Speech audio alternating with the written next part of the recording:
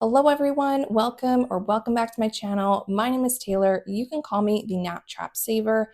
I'm going to go right on in and get started here. I've got some of my savings challenges and games that I'll play as we're having this topic of conversation, but I'm using my Tuesday videos now to talk about something that I feel is kind of relevant or on my mind when it comes to budgeting and being more mindful with your finances. So I'm just going to go ahead, I do my dice rolls to save my money here. But I wanted to use today's video to talk about an online trend that is known as underconsumption core. I believe that this trend started on TikTok and it's now made its way over to YouTube Shorts and Instagram Reels. But basically, it's about people kind of showing more normal levels of consumption in their everyday life, how they're actually going through products and or using things for years and years in their life. And I think that this trend has really risen on social media to combat the obnoxious overconsumption that we've seen as a result of social media. And so I think it's interesting that it's been dubbed underconsumption core because it really isn't underconsumption. It's truly more normal consumption. And I'll say as well, like if you don't know what I'm talking about, just do a YouTube search of underconsumption core. And what you'll find is just like I mentioned before, like videos of people who are actually like using up their makeup products or that have had a water bottle for 10 years and it's still going strong and they're still using that and they don't feel the need to like get the latest Stanley or something like that. Just all examples of consumption that's more, like I say, it's really truly, it's not under consumption. It's just people being like really showcasing how they're being more reasonable with their consumption. So I think it's interesting because I think a lot of the people online that highlight their overconsumption are these large influencers. And like when it comes down to it, are these people actually paying for the goods that they're, largely over consuming? And I would say a lot of the time, not all the time, but a lot of the time, I would say that that answer is no. And I think like as a consumer and like for me in my budgeting journey, there's been a lot of needing to be more mindful about that and thinking, okay, like, these beauty brands. And I talk about beauty a lot just because this is an area that particularly interests me. I said this in my last video, like I'm a girly girl at heart. But, these beauty brands that send these influencers PR and they get, every single, thing in that line that line possibly offers. But if you actually reflect and you think, okay, but what would these people actually purchase or use if they were having to pay for it with their own money? And this is something that I've, some reflection that I've actually had to do recently. I had this come up where I was recently shopping an athletic wear launch, which is another passion of mine. I love like casual clothing and athleisure wear. It's my favorite type of clothing to wear, fits well with my lifestyle, yada, yada, yada. But this brand sponsors a lot of athletes, essentially models online to preview these collections for them.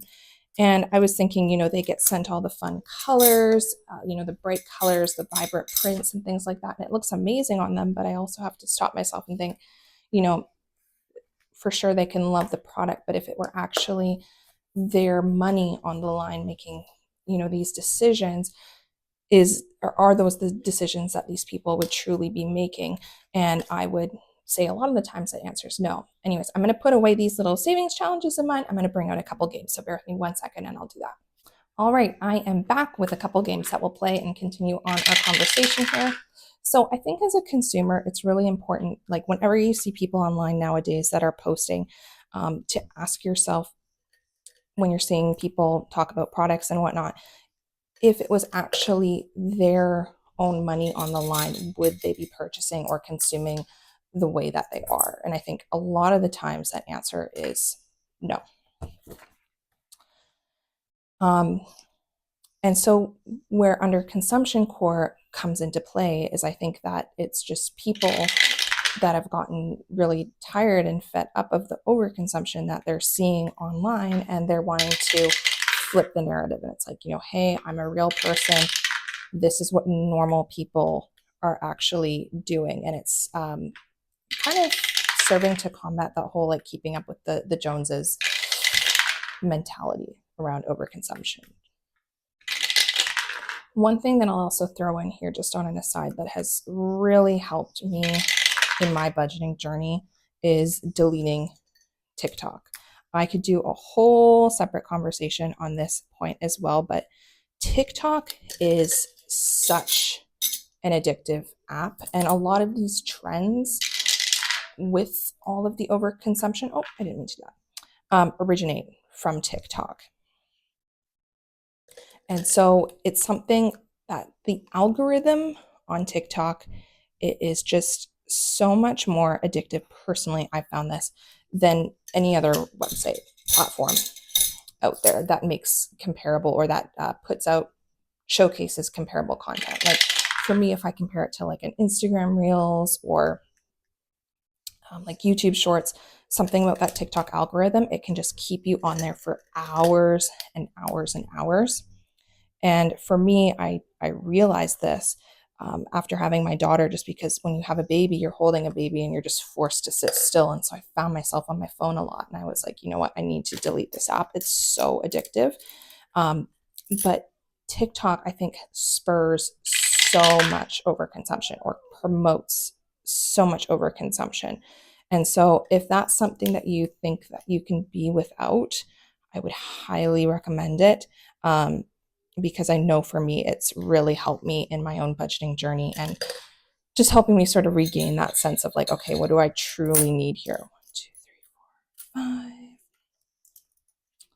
4, 5. And I'm wanting to finish this game. If you're watching what I'm doing here, I think I've got one more left that I want to color in. Where is it? Is that it? Oh yeah, that's my last one. And that is a $10. That's a big one. Okay.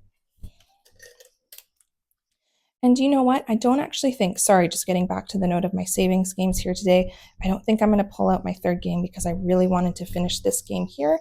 And I think I've stuffed all of the money that I've intended to stuff here today. So we'll just keep that as a quicker video here today. I'm really curious if you've seen Underconsumption core trend online and what you think about it. And I've just been trying out this new style of doing kind of chatting about things that I feel are relevant to the budgeting community and how to be more mindful with your money. So I'm just trying this out for a couple of videos here to see if I like this format. So let me know what you think. Anyways, if you haven't subscribed to my channel already, I would really appreciate it if you would consider doing so. Thank you all so much for watching here, and I will see you all again very soon. Bye, everyone.